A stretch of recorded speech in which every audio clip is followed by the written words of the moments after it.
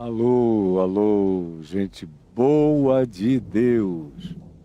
Eu já começo esse dia assim, todo gostoso, todo gostado, com essa chuvinha que amazoniza meu espírito e me faz ter eclosões de emoções as mais profundamente natais da minha terra, do Amazonas, da chuva, da água, do verde, do mato, da floresta, dos cheiros.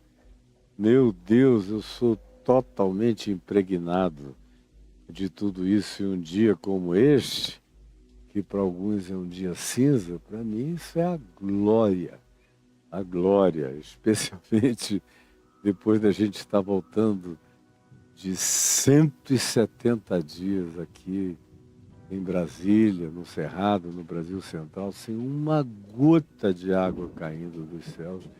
Obrigado, Jesus, por toda essa graça, sem a qual a vida não acontece e a gente não tem um mínimo de conforto nem naturalidade para viver. Eu não sei como é que está aí no seu lugar, mas aqui no meu é assim como você está vendo, tá? Gostoso demais.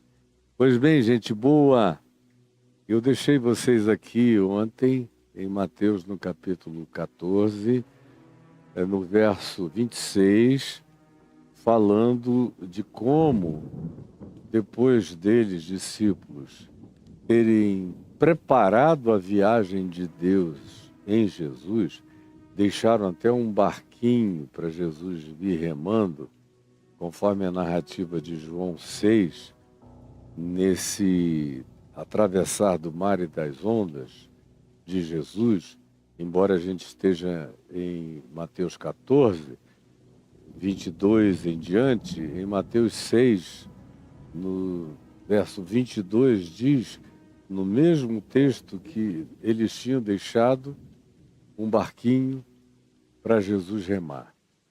E a mente deles estava pré-condicionada em relação a isso. Quando Jesus os compeliu a atravessarem, e eles foram na direção entre Cafarnaum e Betsaida, fazendo uma diagonal, e Jesus despediu a multidão, subiu os montes de Amã, ali na Jordânia, para orar sozinho. Na quarta vigília da noite, portanto, entre 3 da manhã e 6 da manhã, provavelmente mais para perto de 3 do que para próximo de 6, porque não tinha luz ainda.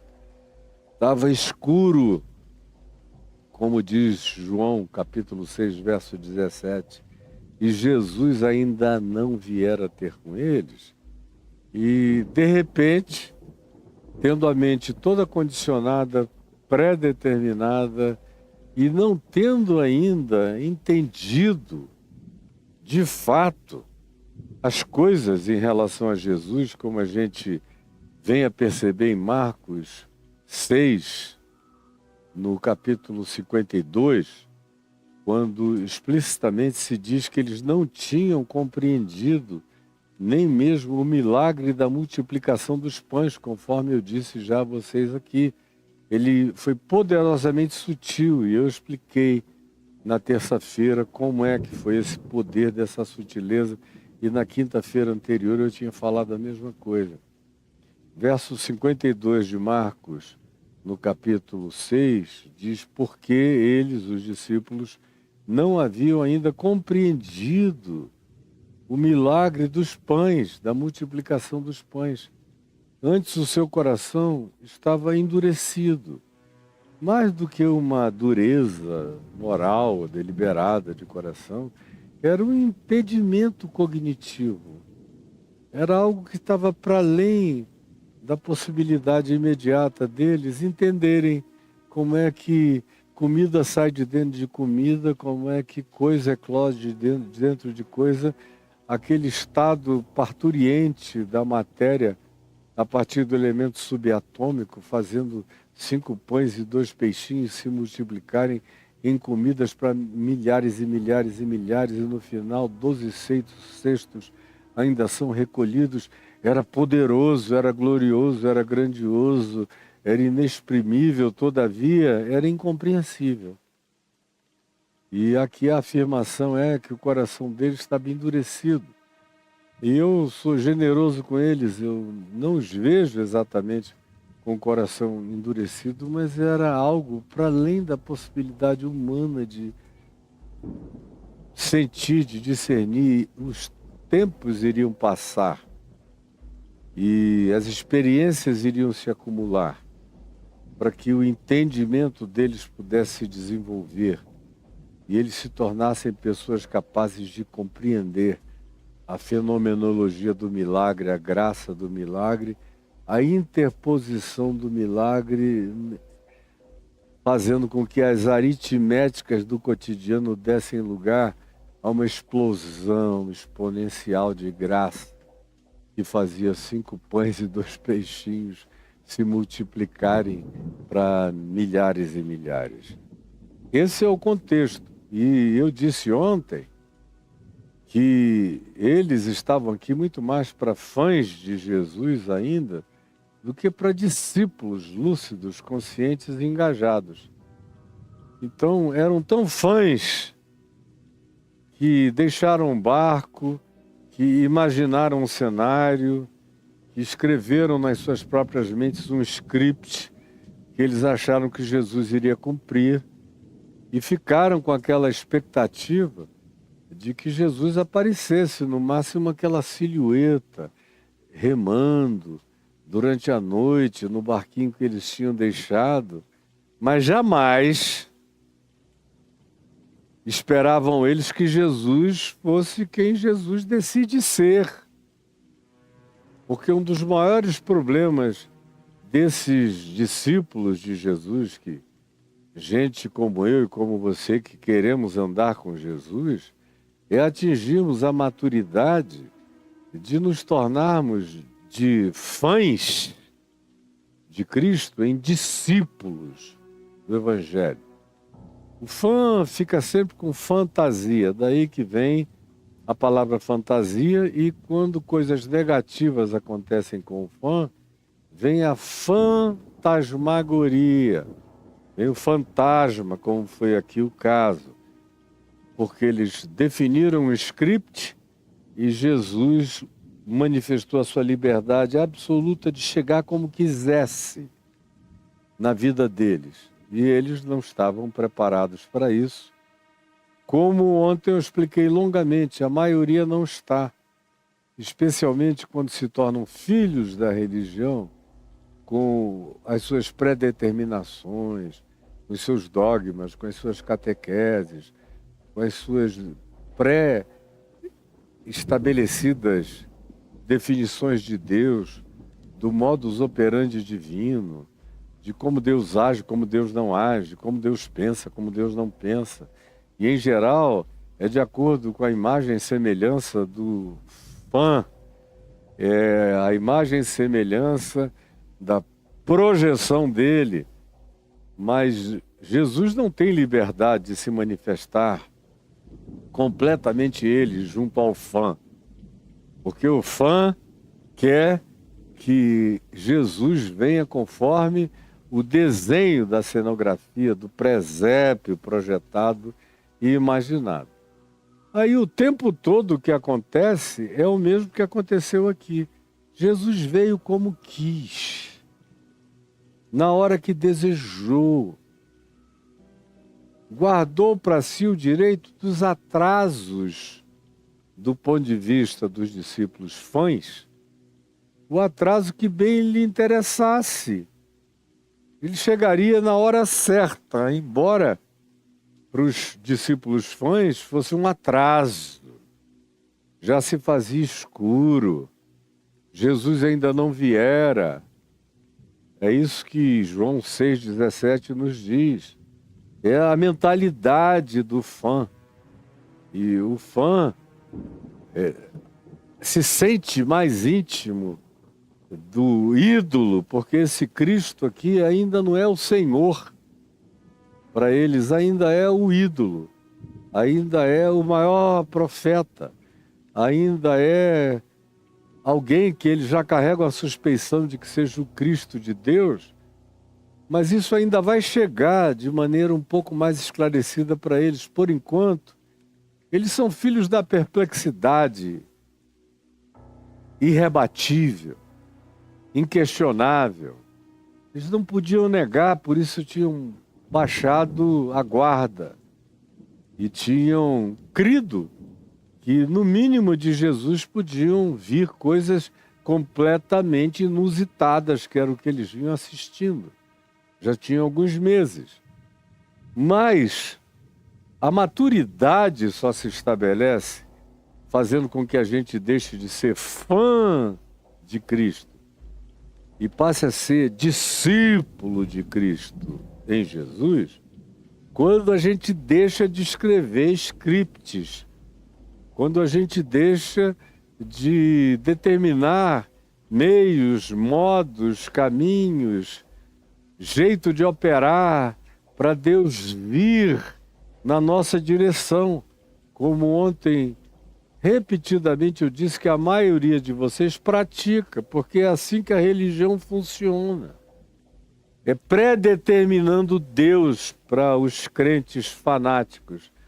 Fã também gera o fanático, que é aquele cara que não tem fé ainda, mas ele tem aquela crença de que os seus caprichos serão atendidos. Por esse, eles acham que está obrigado a fazer o desejo e a vontade deles só porque eles estão ali correndo atrás, providenciando para lá e para cá, querendo saber de uma coisa ou de outra e deixando até um barquinho para Jesus remar. Esse é o fã.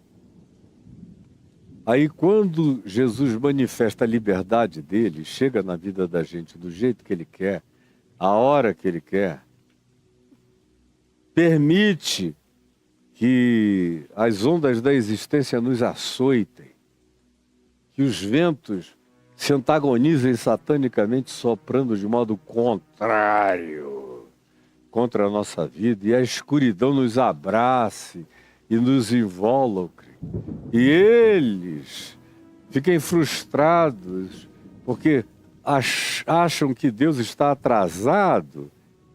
O resultado disso tudo é que o que surge é o fato de que por todas essas circunstâncias e pelas inúmeras frustrações que essas circunstâncias, que essas conjunções produzem de desapontamento em razão dessas expectativas pré-determinadas para que Deus opere na nossa vida de acordo com o que a gente escreveu para ele vir e fazer e cumprir em nosso favor, vai me dizer que você não está se enxergando o tempo todo nisso tudo. Me diga que não. Eu sei que está. Eu sei que você está. Pois bem, o que acontece nesse processo é o medo. E o medo muda tudo. O medo altera tudo. O medo altera até a realidade da chegada de Jesus. Porque agora é Jesus mesmo quem está vindo.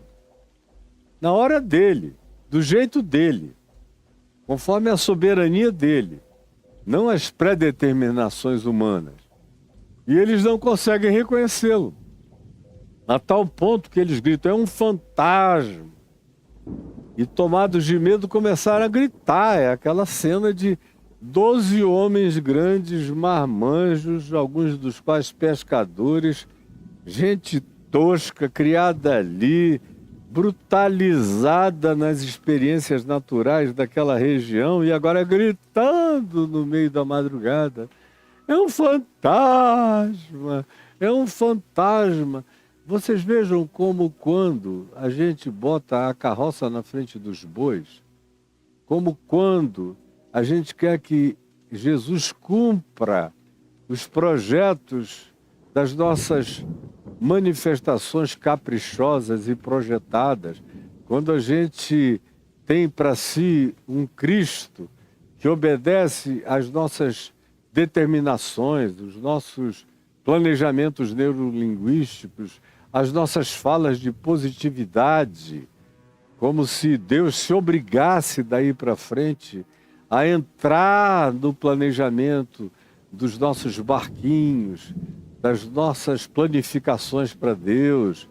E quando a gente sucumbe a essas teologias que são basicamente as que tomaram conta da mente de vocês todos, ou da grande maioria dos cristãos no mundo inteiro, o que acontece é que depois de um tempo, e Jesus não vem do jeito que a gente esperava, não aparece do jeito que a gente queria, não chega na hora que a gente tinha marcado, nos frustra, e quando se manifesta a gente não reconhece.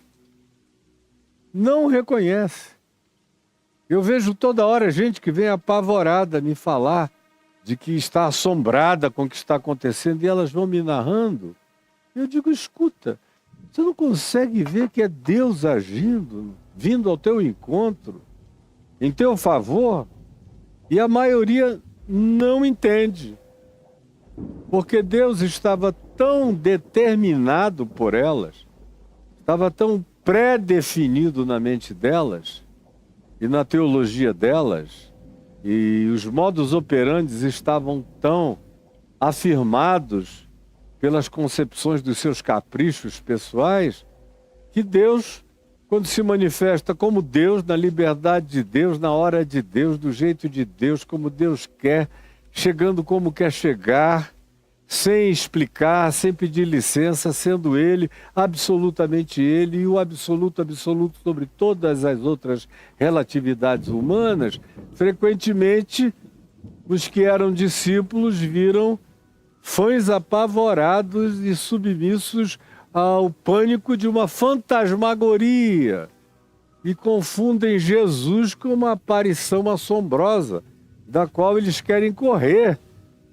Se eles pudessem, eles teriam corrido sobre as águas, para longe da visibilização do Cristo, de Jesus, de Deus manifesto em Jesus, vindo na direção deles. E essa é a grande ironia, que tem a ver com o nosso dia a dia. É que a mente da gente anda tão pré-concebida, tão pré-definida, tão pré-formada, tão pré-condicionada, tão submissa aos condicionamentos autoimpostos e que decorrem dos nossos caprichos infantilíssimos e infantiloides, que quando Deus se revela na hora de Deus, o indivíduo não aceita, não acolhe, não entende, não enxerga, não percebe, grita, esperneia, onde está Deus, me abandonou, cadê Jesus? Agora, além de tudo, nem ele vem, ainda vem fantasmas nos apavorarem no meio desse mar. Não me diga que você não consegue, olhando para isso, se enxergar. Porque eu vejo esse episódio se repetindo todos os dias na vida de milhares de pessoas. Aí ontem eu concluí no verso 27, falando dessa adversativa de Jesus. Mas Jesus imediatamente. É uma adversativa carinhosa, cuidadosa, e que é explicitada como carinho na definição de que ele fez isso imediatamente. Imediatamente. Ou seja, ele se afligiu com a aflição dos tolos. Ele se compadeceu da ignorância dos fãs, que ainda não se tornaram discípulos. Por isso é que há a introdução dessa definição do imediato, dessa adversativa de socorro imediato, para que eles não ficassem com a mente tomada pelas invenções fantasmagóricas do pânico, do medo, que deu espaçamento no coração deles para o surgimento de todas as projeções antagônicas contra eles próprios. Além de tudo, está escuro, ondas açoitantes, ventos contrários, Deus atrasado, ainda tem uma aparição inexplicável nas silhuetas da noite. Aí o que era uma fé mínima que havia neles, era um arremedo de fé surgindo neles, de repente se amplia em um oceano de pânico. Toma conta do coração deles, como diz o texto, eles ficaram no meio da água aterrados, de pavor, de pânico. Mas Jesus imediatamente lhes falou. Deveria ser o bastante, não é? A voz de Jesus eles conheciam. Eles já estavam nesse convívio há quase um ano. Faltavam alguns meses, provavelmente, para completar-se o primeiro ano. Então eles tinham ouvido a voz de Jesus milhares de horas em sequência. Mas o medo cria todos os tipos de bloqueios cognitivos, de natureza espiritual, psíquica, cerebral, emocional, afetiva, blinda tudo. Cria carapaças e carcaças, solda, galvaniza, cria tapadeiras impenetráveis para a luz da revelação divina. É isso que o medo produz, tanto produziu neles, quanto produz em você, produz em mim, produz em qualquer um de nós que se deixe tomar por essas impressões de pânico negativo contra a nossa vida. Mas Jesus imediatamente lhes falou, mas não foi o bastante. A palavra de Jesus não foi o bastante. A voz de Jesus não foi o bastante. O que Jesus disse a eles não foi o bastante.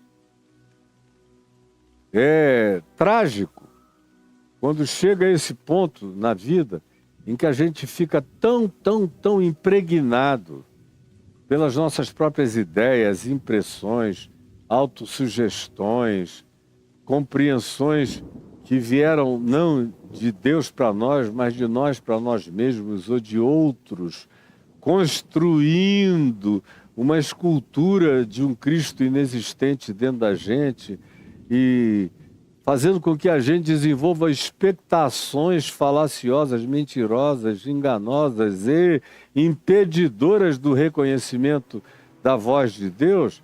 É isso que acontece. A gente não entende mais nem a palavra de Jesus quando a gente cai nesse estado de coisas. Que você caiu. Não me diga que não, você caiu.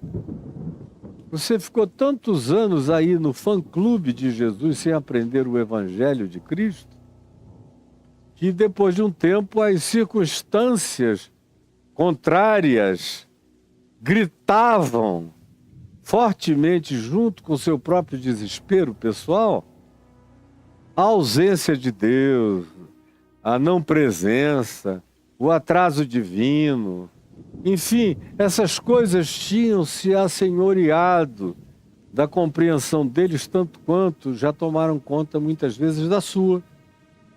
E você surta panicadamente. E Jesus fala e eles não reconhecem a voz. Jesus grita e eles não entendem que é Jesus.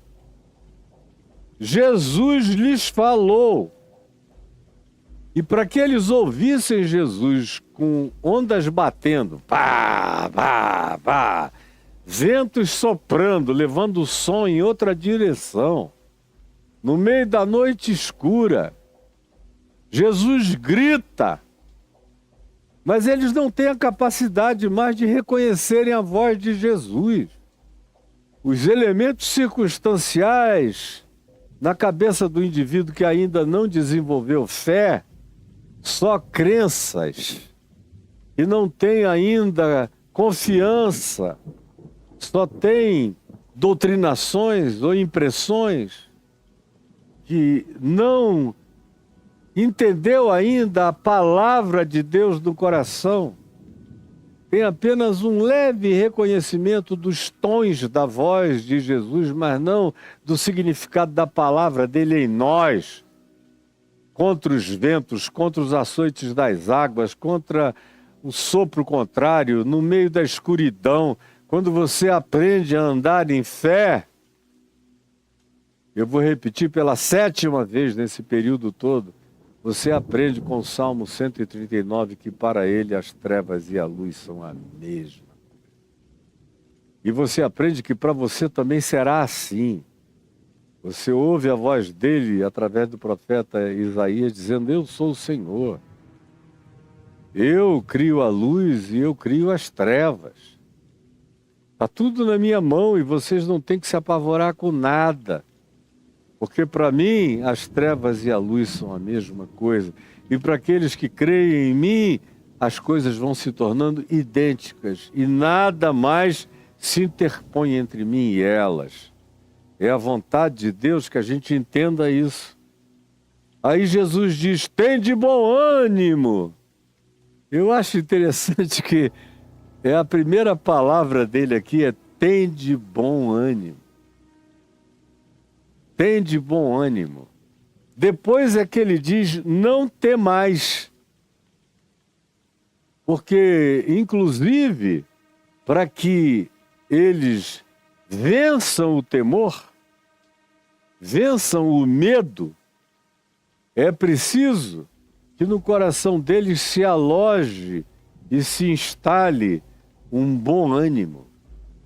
Quando a gente tem no coração o bom ânimo divino instalado na gente, a gente cria muito menos oportunidade e ocasião para que qualquer que seja a nesga de medo ponha a sua cunha para dentro da gente e comece a penetrar. O bom ânimo, que decorre de uma atitude mental, que decorre de uma resposta positiva do coração, o bom ânimo, que também advém de inteligência emocional, o bom ânimo que resgata o mínimo de fé que em nós exista e cresce a partir da catapulta desse tipo de fé, por menor que ela seja. Mas se tem alguma fé em nós, o bom ânimo tende a se dilatar. Aí Jesus, antes de dizer qualquer outra coisa, disse: tende bom ânimo. Que coisa fundamental ele diz aqui. Porque até a fé precisa de um bom humor em mim, de um bom ânimos, de uma boa atitude, de uma boa propensão, de um bom olhar, de uma boa tendência interpretativa. É isso que o ânimo bom, o bom ânimos, produz na gente. É uma espécie de amor, humor gracioso e positivo que nos leva a tentar enxergar com mais calma e nos faz interpretar com mais serenidade as ocorrências da existência. Uma pessoa que anda com bom ânimo se assusta muito menos na vida do que aquelas pessoas que existem com ânimo negativo, que interpretam tudo contra elas próprias, a priori. Parece que até Deus existe num estado de suspeição constante diante dessas pessoas. Mas a primeira coisa que Jesus diz e que Jesus faz é gritar para elas: tende bom ânimo. Vocês estão enxergando uma fantasmagoria porque o ânimo de vocês está totalmente derrotado. Se o ânimo de vocês não tivesse sido tragado pela força dos ventos, pelo açoitar das ondas, e não tivesse sido engolido pela escuridão, vocês não estariam vendo um fantasma, mas tão somente a minha aproximação. Tende bom ânimo. Sou eu. Agora você veja como esses condicionamentos, e eu tenho dito que a religião produz todas essas esculturas do ídolo Jesus na cabeça da gente, que é de acordo com a imagem e semelhança do nosso desejo, capricho e projeção, como isso impede a gente de ouvir a voz de Deus, como a gente arranca todo o bom ânimo, toda a positividade, todo o humor divino de nós. E mesmo quando Jesus diz, sou eu, sou eu, que é a manifestação mais intrínseca e íntima de Deus nas Escrituras, é dizer, eu sou. E Jesus algumas vezes diz, eu sou. Aqui ele grita para eles, sou eu, porque na urgência, na emergência do pânico, a afirmação não seria eu sou. Eles não estavam perguntando quem é ao fantasma, eles já tinham uma certeza negativa. A certeza negativa é que era um fantasma. Eles não deixaram nem o espaço para a pergunta, és tu, Senhor? Onde eventualmente ele diria, eu sou, ou sou eu, mas ele tem que gritar no meio das circunstâncias, sou eu! Porque nem assim, nessa hora, o fã de Jesus desenvolve fé que se apropria da graça salvadora. O que continua persistindo nele é a dúvida, é o medo, é o pânico, é a fantasmagoria, é a leitura antitética da existência contra si mesmo, tudo é contra mim. Enfim, eles viviam de impressões e agora estão sucumbindo às impressões. Guarde isso no coração. Quem vive de impressões acaba sucumbindo às próprias impressões. É por isso que o justo não vive de impressões, mas ele vive pela fé. Não vive de emoções, de sentimentos, nem tampouco de adulações sensoriais favoráveis. Mas ele aprende a esperar contra a esperança. Ele aprende que o tempo de Deus é só de Deus, a hora de Deus é incompartilhável. E ele chega quando quer. E que cabe a mim não ter nenhuma pré-definição, nenhum pré-estabelecimento, nenhuma teologia que condicione as ações de Deus na minha vida.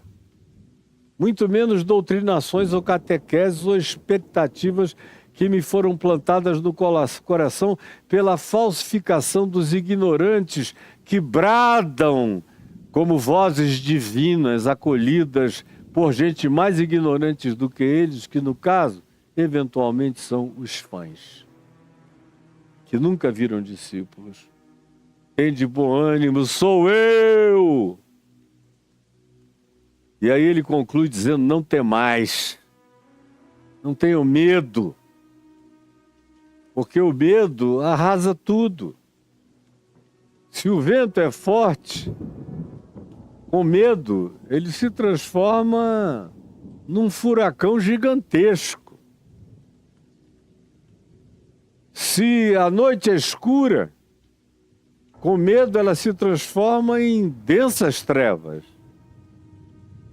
Se os ventos e as ondas nos açoitam de maneira violenta, com medo, aquilo se transforma em tortura de um verdugo, de um carcereiro, no cárcere das agonias, do pânico horroroso, da experiência humana, da sua experiência. Isso aconteceu com eles e acontece com todo mundo. Por isso eu disse, essa narrativa que é histórica, que é jornalística, que é factual sobre o que aconteceu na vida de Jesus e na vida dos discípulos nessa ocorrência do Evangelho, existe também como metáfora nas suas aplicações variadas da existência da gente, nesses 2000 anos e tantos anos quanto ainda tenhamos pela frente, essa mesma ocorrência terá as suas aplicações. E o que eu estou dizendo aqui a respeito disso vai ser ainda, sempre, palavra de Deus dentro da validade, como socorro divino em seu favor. Eu espero que você creia nisso. Tem de bom ânimo, sou eu, não tenham medo. É diferente de tudo que disseram a vocês, do planejamento que fizeram, das escatologias que determinaram, das dispensações que definiram, do modus operandi divino que foi ditado, de todas essas coisas, dos homens para vocês e de vocês para vocês mesmos. Aprendam de uma vez para sempre, eu sou livre, diz o Senhor. Eu chego quando eu quero, eu faço como eu quero.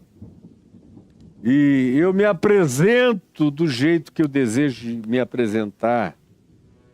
Aí, uma vez que Jesus disse isso a eles, o verso 28 nos diz que Pedro, sempre Pedro, o mais pusilânime, o mais sanguíneo, o mais outspoken, o mais falante, o mais extroverso deles todos, diz a Jesus ou ao fantasma, ainda com dúvidas, olha só, ele começa com uma dúvida, se és tu. O que as construções religiosas conseguem produzir na gente é um estado de frequente impermanência da fé no coração.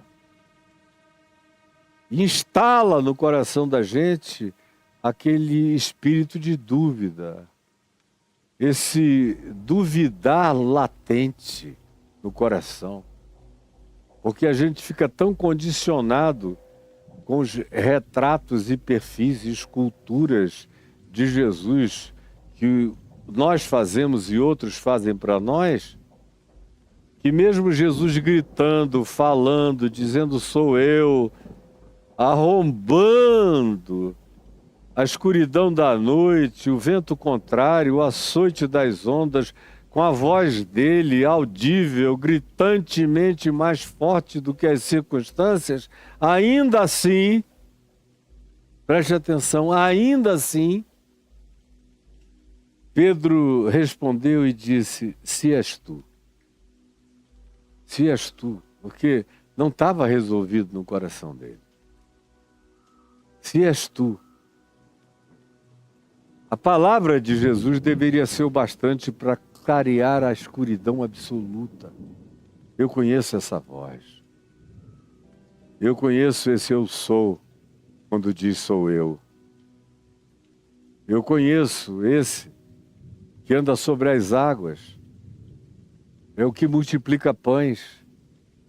É o que ressuscita mortos. é o que já nos demonstrou que os impossíveis dos homens são todos possíveis para Deus. Então, não havia a menor razão para esse "se és tu". Mas o condicionamento das preconcepções religiosas sobre Deus é um diabo na gente. E aí, mesmo com a explicitude da revelação, o cara continua dizendo: será que és tu mesmo? Se és tu, Senhor. Tem uma dúvida que não abre mão desse sentido de elogio, de soberania, porque chamar Jesus de Senhor, o fã chama também, tanto quanto o discípulo obediente, de modo que não dá para a gente saber a profundidade do significado de Cristo em nós só pelo tratamento. Como Jesus disse aqui em Mateus 7, como já vimos meses e meses atrás, nem todo que me diz Senhor, Senhor, entrará no reino dos céus. Porque esse tratamento não quer dizer nada.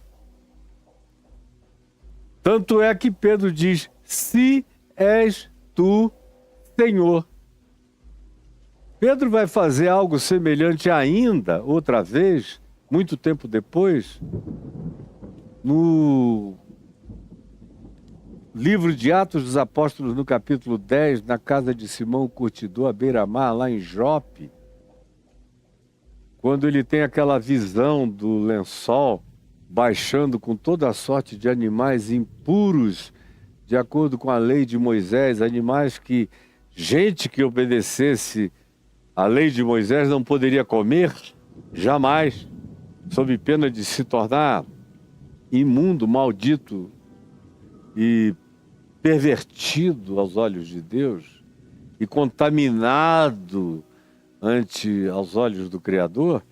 Quando aquele lençol é baixado cheio de répteis e animais que não eram comestíveis pela dieta kosher dos judeus, não eram e não são, para quem obedece aquela lei até o dia de hoje, está assim de gente, inclusive no meio evangélico cada vez mais, aquilo que já foi abolido e rasgado na cruz por Jesus, mas o pessoal cola de novo e bota em vigência. Pedro usou a mesma expressão quando ouviu aquela voz de Pedro, mata e come esses animais. E Pedro disse: de modo nenhum, Senhor. Porque o tratamento não significa nada. O senhorio de Cristo se estabelece pela obediência. Se ele é o Senhor e ele disse mata e come, eu vou, mato e como. Se ele é o Senhor e ele disse não, tem de bom ânimo, sou eu, não temais, eu não tenho interpolação nenhuma a fazer depois disso, nem tampouco questão do tipo se és tu, Senhor. Manda-me ir ter contigo andando por sobre as águas, se és tu. Porque o fã que não é discípulo, portanto vê fantasias quando quer e vê fantasmagorias quando a vida fica contrária a ele, mas ele continua sempre viajando de fantasia para fantasmagoria. Essa é a latitude do fã. E você deve estar se enxergando. O fã também sempre quer resolver os problemas com sinais divinos. O fã quer um sinal, quer uma prova, quer uma demonstração. Me prova que és tu mesmo, que estás aqui falando comigo, vindo ao meu encontro. Dá uma demonstração. Porque não tendo fé, que é o que nos dá a visão do invisível, que é o que nos faz ter convicção de fatos que a gente ainda nem vê. No caso, eles estavam para além daquilo que não se via. Jesus já vinha andando sobre as águas, mas a interpretação está tão turva, a hermenêutica interpretativa está tão poluída pelo pré-condicionamento epistemológico deles, que eles não conseguem ver Jesus. Aí Pedro tem que pedir um sinal. Se és tu, Senhor, manda-me ir ter contigo andando por sobre as águas. Manda eu ir. Porque eu quero, eu. E tem um elemento de uma certa supremacia latente nesse manda-me ir ter contigo andando por sobre as águas. Ele não diz manda-nos ir. Ou ele não diz também, Senhor, sendo tu como eu creio que és, entra logo aqui. Mas não, tem um teste a mais. O fã busca validações, afirmações pessoais, categorizações absolutamente singulares que definam espetacularmente o significado da vida deles para eles próprios e para os outros que estão assistindo. O fã é sempre o mesmo. Ele quer chegar mais perto, quer chegar antes, quer o autógrafo primeiro, quer dizer, eu fui aquele que fui acolhido, ele me viu da janela e mandou me chamar. O fã é igualzinho. E aonde há um fã, não há um discípulo. Porque o discípulo obedece. Ele não vive impressionado. Ele não anda impressionado com nada. Ele simplesmente obedece. Quem aprendeu a obedecer, sabe que melhor é obedecer do que sacrificar, tanto quanto sabe que na obediência manifesta-se o grande sinal da minha vinculação com Deus. Não é através de exterioridades praticadas por Deus como sinais em meu favor. O discípulo simplesmente ouve a voz e acolhe. O fã quer uma espetacularização validatória. É tudo igual, as psicologias são as mesmas. E eu espero que você esteja entendendo a similitude dessas psicologias. Que estavam presentes aqui, estão presentes em nós hoje. Se és tu, Senhor, manda-me ir ter contigo por sobre as águas. Então Jesus disse a Pedro, vem. É isso? Então vem. Aí Pedro botou o pé para fora do barco. Botou. Sentiu assim que pisou, botou o outro pé. Pisou. Meu Deus. Acho que é o Senhor. Porque a palavra está se cumprindo na minha vida. Acho que é o Senhor. É crise de fã que não virou discípulo ainda. Acho que é ele. Está dando um sinal especial para mim. O discípulo não precisa de sinais especiais. O fã é que precisa de sinais especiais. Vem! É uma concessão da bondade divina para com essa criança chamada Pedro. Vem! E Pedro, descendo do barco, andou por sobre as águas e foi ter com Jesus.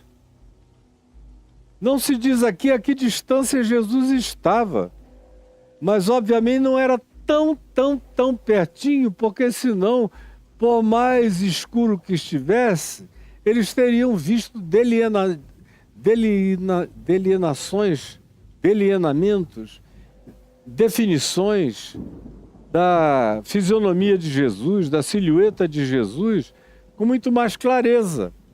Portanto, deveria haver alguns metros de distância e uma escuridade interposta entre eles. Aí Pedro anda na direção de Jesus. Mas veja só a diferença entre o discípulo e o fã. Pedro, descendo do barco, andou sobre as águas e foi ter com Jesus. Foi o bastante? Não. Foi o bastante? Não. Foi o bastante? Não. Porque para o fã, que não é discípulo, para o crente das crenças, e não da fé, da confiança, da obediência e da entrega, nada é bastante. Jesus tem que ficar fazendo sinais e operações o dia inteiro para esse cara ou para essa menina. Do contrário, nada cria raízes neles. Eles precisam disso. Eles vivem dessas afirmações validatórias. Por isso são infantiloides permanentemente. Foi ter com Jesus andando por sobre as águas. Aí tem o verso 30 que diz, reparando porém.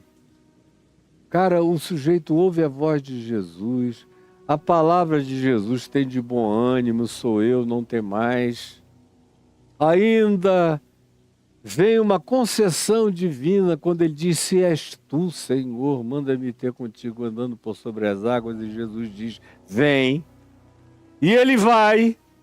E não dá só 3, 4 passos, ele vai ter com Jesus. Chega tão em cima de Jesus que vocês vão ver quão próximo ele estava. Mas quando você não tem fé, preste atenção. Preste atenção. Quando você não tem fé, não adianta que Jesus realize todos os sinais do seu desejo, dos seus pedidos, das suas buscas e faça a você todas as concessões para acalentar o seu infantilismo, não vai ser o bastante jamais. Pedro sai do barco, vai ter com Jesus. Não é vai ter nas imediações de onde Jesus estava, não, vai ter com Jesus. Ali, do lado de Jesus, mas diz o verso 30, reparando porém. O cara está cara a cara com Deus, está na presença dele, ouviu a palavra dele, a voz dele, a graça dele. Ele veio e dirimiu todas as dúvidas e ainda atendeu uma concessão de capricho por pura compaixão. Vem, anda, chega aqui. E ele vai, anda e chega lá. Mas não é o bastante. Reparando, porém, na força do vento, tudo que ele já tinha visto na travessia inteira, que o vento estava soprando forte. Ontem eu expliquei sobre a depressão sírio-africana, não vou falar de novo sobre isso. Reparando na força do vento, do Milton, do Eline, do furacão, teve medo outra vez. Porque no coração do fã, nada cria raiz tão profunda, é tudo na superfície. As coisas acontecem na epiderme do ser e não no âmago da existência. Reparando, porém, na força do vento, teve medo. E aonde, como dizia meu velho e glorioso pai que está na presença de Deus, dizia o tempo todo, meu filho, quando o medo entra pela porta, a fé sai pela janela. Eu ouvi tantas vezes isso. E aprendi a não brincar de duvidar. Eu nunca brinquei de duvidar. Vou morrer sem brincar de duvidar. Tem gente que diz que é falta de sinal de inteligência. E os seres muito inteligentes duvidam muito. Eu não acredito em nada disso. Eu acho que Deus me deu muita inteligência. Muita. Inteligência o bastante para entender que a dúvida é idiótica sempre. Que é na pacificação da minha mente que eu enxergo tudo melhor. E é na vitória sobre o medo que no meu desassombro eu percebo muito melhor todas as angulações, perspectivas e multimanifestações da existência. Ele, no entanto, reparando no vento, cara. O vento já era um item vencido a essa altura do campeonato. As ondas também, a escuridão também. Depois de Jesus falar, gritar, dizer uma mensagem, bom ânimo, sou eu, não temais, ainda tem esse lugar de dúvida. Se és tu, manda-me ter contigo, Senhor, andando por sobre as águas. E Jesus diz, vem, Pedro. Aí ele vai e chega assim, ó, cara a cara com Jesus. Porém, não é o bastante. Se você não tiver fé, preste atenção no que eu estou dizendo. Você pode ficar na cara de Deus, mas não é o bastante. Você pode ouvir a palavra pura, simples, genuína e verdadeira de Deus, mas não é o bastante. Sem fé é impossível agradar a Deus, é impossível pacificar o próprio coração na noite escura, no mar tempestuoso, nas ondas açoitadoras e no vento contrário, na existência. O cara está na frente de Jesus, já está agora a ponto de sentir quase o cheiro de Jesus na cara dele. Mas ele, ao invés de olhar para Jesus, que solidificou as águas para ele caminhar, suspendeu a lei da gravidade, operou um milagre de natureza física a partir das entranhas da matéria. A gente sabe pela física que para criar algum efeito de suspensão da lei da gravidade é preciso haver muita energia, muito poder de energia. Senão as nossas naves já estariam voando com suspensão gravitacional. Porque a teoria da suspensão gravitacional a nossa física já tem. A gente não tem os meios, porque precisaria quase que de uma energia de uma estrela para fazer a gente criar essa suspensão gravitacional e andar sem os efeitos da gravidade, viajar mais rápido do que a luz e um monte de outras coisas. E é o que em Jesus acontece naturalmente, porque ele é o criador de todos esses fenômenos, de todas essas leis. Quando ele diz, vem, a energia mais poderosa é liberada pela pela mesma palavra pela qual o universo foi trazido do nada, ex nihilo, para a existência que a gente contempla, vê, apalpa, percebe e estuda. É o mesmo milagre, é o mesmo fenômeno, é a mesma palavra, é o mesmo haja luz e houve luz, e aqui se expressando como vem. Mas ele fica cara a cara com Deus, mas prefere ver o vento. O vento, reparando na força do vento. As ondas quebrando, uma onda batendo contra a outra, as correntes do lago ainda batendo no barco. Ele na cara de Jesus, mas as circunstâncias têm mais poder de dominação sobre ele do que a própria revelação explícita de Deus. Isso é que é triste. É que frequentemente as circunstâncias têm muito mais poder sobre as nossas mentes e as nossas vidas do que a fé que se ampare na revelação explícita de Deus, manifesta diante de nós, na nossa cara, esfregada diante dos nossos sentidos. Aí ele troca a manifestação inusitada da graça de Deus que ele vem provando, andando por sobre as águas, pelo cotidiano de um pescador assustado com ondas e ventos. E ele deixa a dimensão do sublime e se aterra de novo no pânico da mediocridade. Reparando, porém, na força do vento, teve medo. e começou a submergir. Porque, como eu já disse, citando meu pai, quando o medo entra pela porta, a fé sai pela janela. Aí começou a submergir e aí gritou: salva-me, Senhor! A natureza humana é uma coisa engraçada demais. Eu olho para isso tudo também com uma comicidade extraordinária. Porque para pedir duvidosamente que Jesus o mande ter com ele, ele usa a definição, o tratamento de Senhor. E agora, só sobrando, submergindo, porque deu lugar ao medo, expulsou a fé do coração, agora ele grita de novo: salva-me, Senhor!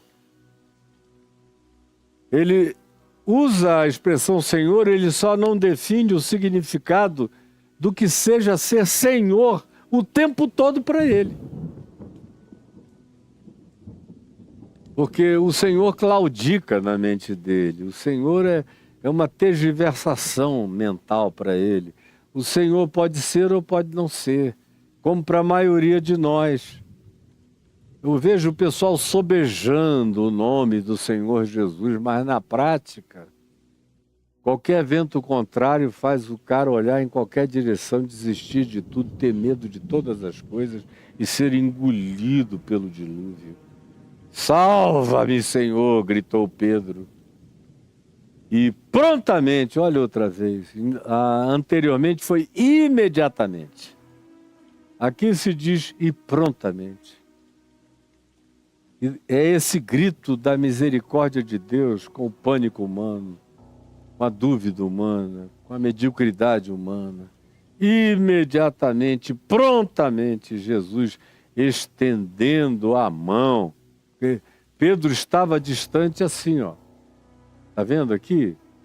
TikTok está aqui. Essa minha câmera está um pouco mais distante do que um mero estender de mão. Eu teria que... Daqui não dá nem para eu alcançar completamente lá. Nenhuma das outras. Só essa aqui do TikTok. Era essa distância tiktokiana que Jesus estava. Estendendo a mão, o pegou. Depois de Pedro ter dito, salva-me, Senhor. Prontamente Jesus, estendendo a mão, tomou-o e lhe disse, homem, dá vontade de dizer, garoto, de pequena fé, tu tens aí um arremedo de fé. Eu batindo agora uma pedra aqui na outra e saiu, olha, esse pedacinho aqui, ó. Tá vendo esse pedacinho aqui? É uma fezinha assim. Um dia ele ainda se tornaria num ente rocha. Mas por enquanto ele é um fragmento de pedra. Aliás, o nome dele em aramaico, Cefas, significa fragmento de pedra. Ele ainda era o que o nome dele dizia, um fragmento de fé. Então, prontamente Jesus, estendendo a mão, tomou e lhe disse, homem de pequena fé, de fragmento de fé, por que duvidaste? E eu vejo aí os teólogos do mundo inteiro e alguns amigos meus glorificando a dúvida. Que um filósofo faça isso, eu entendo. Que o cientista diga que é preciso duvidar, num certo sentido, é claro que é preciso duvidar, porque é na expectativa de que não se tenha ainda chegado a uma definição final, é que se vai descobrindo os aperfeiçoamentos dos achados. Mas não é necessariamente pela instalação de dúvida, a palavra está mal aplicada. A melhor palavra é, tendo consciência da relatividade dos achados, o verdadeiro cientista procura aprimoramento de todas as coisas que julga que já descobriu, mas sabe que pode haver aperfeiçoamentos, descobertas ou divisamentos, ou revelações, ou percepções de coisas mais profundas ainda. E é por isso que a ciência vai crescendo. Mas não é por causa da dúvida. A dúvida aqui, e na teologia especialmente, quando eu vejo alguns amigos acadêmicos glorificando as próprias dúvidas deles, eles glorificam as próprias dúvidas deles como um pseudo-sinal de inteligência, não é por nada não. Nem inteligente a maioria deles é tanto assim. Nem cultos, tão pouco. Só tem muito mais a presunção de o serem. É por falta de fé mesmo. É porque não creem em Jesus de verdade. Eu às vezes assisto até alguns deles que vão fazendo cursos e mais cursos, formações sobre formações, tudo acerca de Jesus, da Bíblia, do hebraico, do grego, das teologias variadas, dos períodos diversos da igreja e da fé e tudo mais, e fico me perguntando por que tanto esforço se de fato e de verdade eles não creem em mais nada. Eles não oram, eles não creem em resposta à oração, não creem em intervenção divina, não creem em milagres, não creem no poder manifesto de Deus, não creem na liberdade de Deus para ser Deus quando queira ser, não creem. E ficam chamando as suas dúvidas de sinal de inteligência e de bom presságio de conhecimento teológico. Mentira. Vocês são apenas umas pessoas que nunca creram, que fizeram um seminário para dizer que se formaram em alguma coisa, mas nada foi formado da fé, com raiz profunda dentro de vocês. Então, prontamente, Jesus, estendendo a mão, disse: homem de pequena fé, de fé quase nenhuma, de fragmento de fé, por que tu duvidaste? Porque essa tua dúvida é burra. A essa altura do campeonato, a tua dúvida é burra. Existe um prazo de validade para as dúvidas. Mas depois de um determinado prazo, a dúvida começa a ser sinal de burrice, de idiotice, uma espécie já de mau caratismo em relação a Deus e a si próprio. Porque há um limite para se duvidar, há um prazo de validade. Mas Jesus pergunta: por que duvidaste? Como quem diz, a essa altura, depois de tudo, e depois de ter vindo até mim, e de ter ficado cara a cara comigo, que idiotice é essa? Por que tu duvidaste? Olha bem para dentro de ti e responde: de onde vem essa necessidade ou essa fragilidade duvidosa, plantada no teu coração? Porque nesse momento da tua vida, essa dúvida já não tinha mais nenhum cabimento, Pedro. Já tinha andado demais, alcançado demais, experimentado demais, provado demais, visto bastante, aqui, só agora, só nos passos que deu do barco até aqui. Passou da hora de ter dúvida. Não agora, não hoje, não nunca mais, não nesse nível. Mas tem gente que fica viciada no duvidar.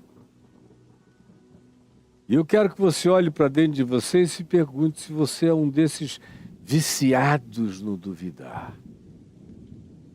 Eu conheço muita gente que, quando começa a crer, arranja logo um pretexto para duvidar a seguir. É gente que tem medo de crer.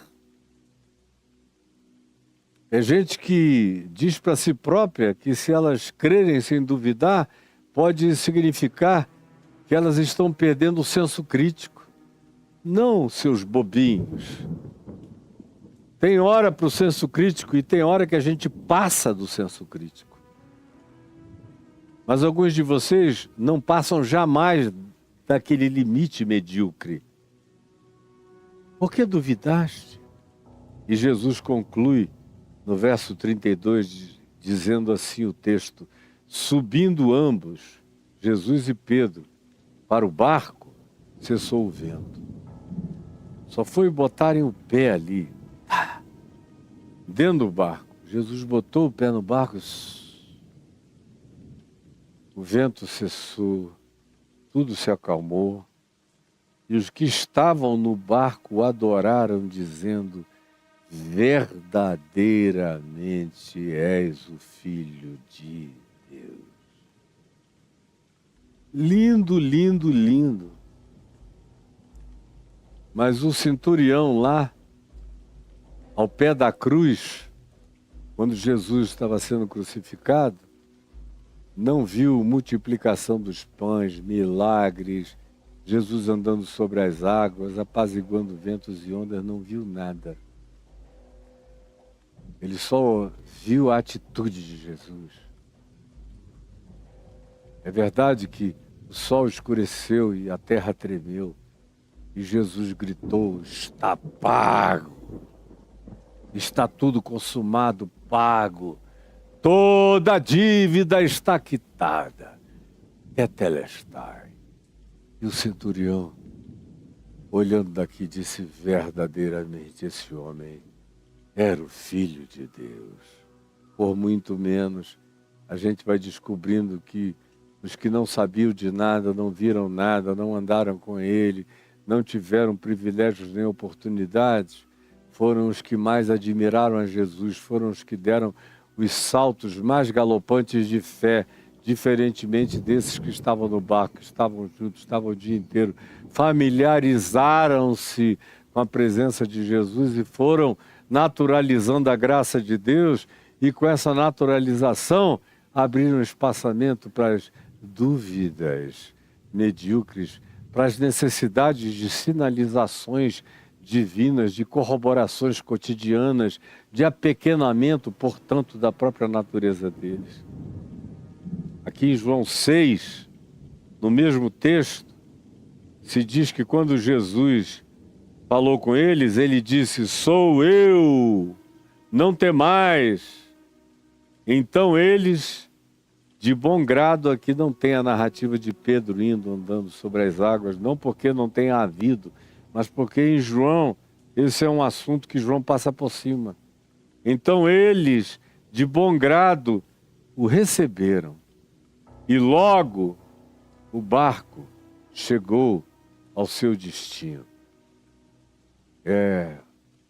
A última coisa que a gente aprende é que o vento pode ser contrário, a vida pode nos açoitar, a noite pode ser escura, pode nos dar e trazer a impressão de atraso. Mas o grande sinal da presença real de Deus em nosso favor, primeiro que Ele nunca nos deixa. Eu não te deixarei, jamais te abandonarei. Eu trago o teu nome escrito na palma das minhas mãos. Tu és para mim a menina dos meus olhos. São todas expressões de Deus em favor dos que creem. Mas tem um detalhe. É que quando a gente para com essa infantilidade, de bom grado o acolhe, vence o mau humor duvidoso e o acolhe, a vida logo chega aonde tem que chegar. As velocidades são reparadas. Na minha vida eu tenho visto isso centenas, milhares de vezes.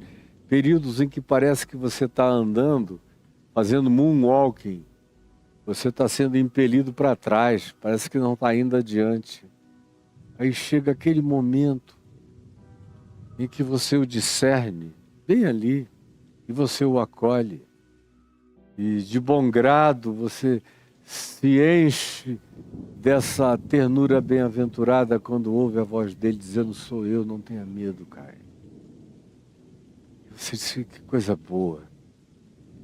Tu estás aqui, sempre estiveste. Mas que coisa boa que eu, que sou limitado, estou conseguindo discernir.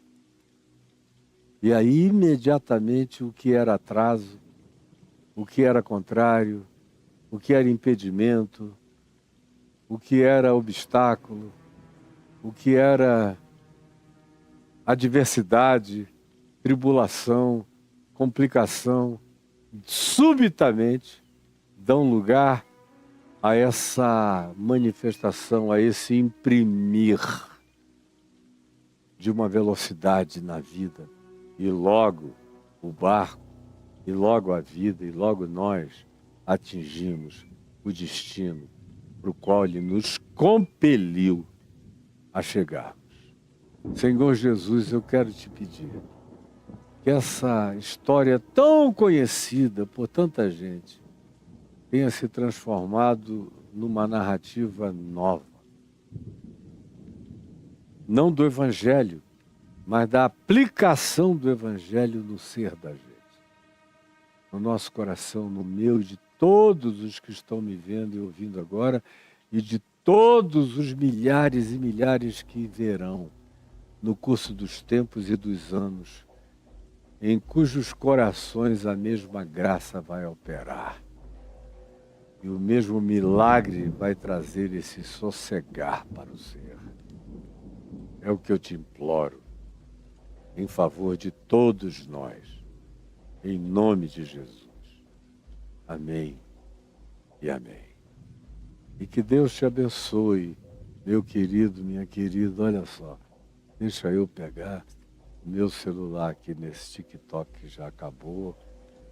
A gente teve hoje 4.000 pessoas que passaram por aqui, ontem foram 5.000, mas a plataforma onde a gente está e onde a gente usa tudo é o YouTube. Então, fique no YouTube, vá sempre para o YouTube, porque no YouTube é que você vê o QR Code. Pessoal que fica vendo aqui no TikTok não vê QR Code, não vê o Pix passando aí embaixo. Tem um Pix passando aí embaixo. O pessoal que diz, eu quero ajudar o seu ministério, cara. Então tá aí, ajude, por favor.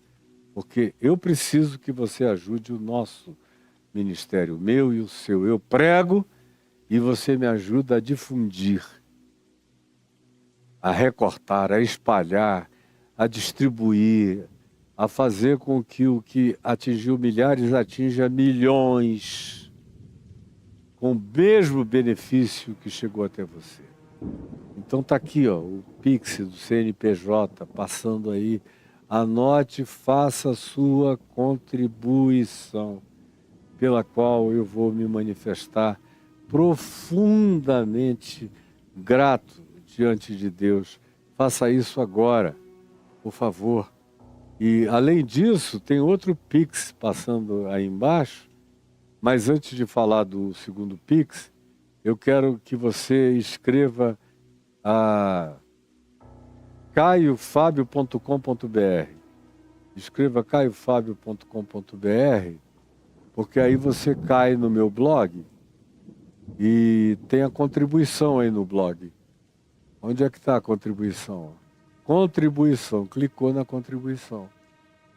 Então, quando você clica, você chega nesse ambiente. Também quando você aperta ou bota a câmera na direção do QR Code, quando você bota a câmera, você cai automaticamente nesse ambiente aí, ó. Clique e entre, para você ajudar. Aí tem os dois bancos, Santander e Banco do Brasil. Você sabe o que fazer, não preciso dizer o que você tem que fazer com a oferta desses dois bancos, é para contribuir mesmo. Tem os cartões de crédito, Visa, Mastercard, American Express, Diners Club International e o cartão Elo, você sabe o que fazer também. E tem o PagSeguro, que você já usou e continua usando. Antes do Pix, então, todo mundo usava imensamente. E para quem mora no exterior, a gente tem o PayPal para você chegar lá e fazer a sua colaboração. Faça isso. E eu vou ficar extremamente feliz com isso que você faz. O meu amigo Edivaldo, que está comigo a vida inteira, é quem, quando não entra o bastante, ele completa, faz um esforço brutal. Às vezes pede até empréstimo no banco para não deixar faltar nada, mas não precisa e não é o caso.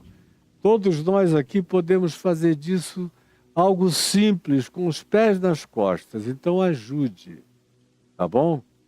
Tem um segundo Pix que passa aí, que não é um CNPJ, é um CPF. Esse sim, esse não vai para o meu ministério. Esse do CPF, da pessoa física, Caio e Adriana, é para aqueles que dizem: Caio, como é que eu posso fazer para participar da tua vida, do teu sustento? Então, tem esse Pix aí. O resto você sabe como fazer. Mas o que me agrada mesmo é outra coisa. Como eu digo, é você escrever no seu navegador caiofabio.com.br e Pluft, cai dentro do meu blog, aí entra aí em cursos, tá vendo ali em cima cursos? Você cai aí no Reconexões, 200 aulas de 10 minutos cada uma, tem abençoado milhares de pessoas. Quem fez nunca mais foi o mesmo. Jesus, a chave hermenêutica, que eu reputo como sendo o mais importante de todos os cursos, porque ele não te dá peixe, ele te ensina a pescar. O ativar, que ensina você a botar em prática o evangelho. Porque tem muita gente que ouve e não pratica nunca. E o evangelho só se torna realidade quando ele é praticado. Um evangelho conhecido sem ser praticado são só palavras bonitinhas, interessantes, mas que não produzem nada. Esse é um curso bem acessível, que ajuda você que está ouvindo a palavra. Ele é antecipado por uma palavra minha no evangelho. Aí quando eu termino a palavra, eu ensino você a botar aquilo em prática.